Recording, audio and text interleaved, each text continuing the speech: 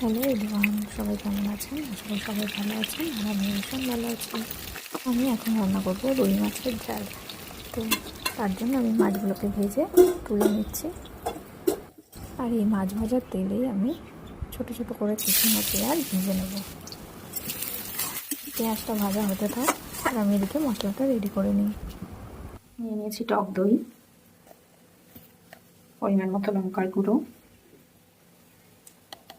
আর নিয়ে নেবো পরিমাণ মতো হলুদ, দিচ্ছি স্বাদ মতো নুন, জিরে গুঁড়ো, আমার ঘরে তৈরি একটা ভাজা মশলা, সামান্য গোলমরিচ গুঁড়ো, সামান্য একটু চিনি। এবার সবটুকু মিশিয়ে নেবো। প্রয়োজন হলে একটু জল দিয়ে নিতে পারেন। সবটা ভালো করে মিশিয়ে নিচ্ছি। মেশানো হয়ে গেছে। এদিকে আমার পেঁয়াজ ভাজা হয়ে এলো। এর মধ্যে দিয়ে দিচ্ছি আদা আর কাঁচা লঙ্কা বাটা, 2 চামচ মতো দিয়ে দিলাম। এবার আমি এটাকে ভালোভাবে কষিয়ে নেব।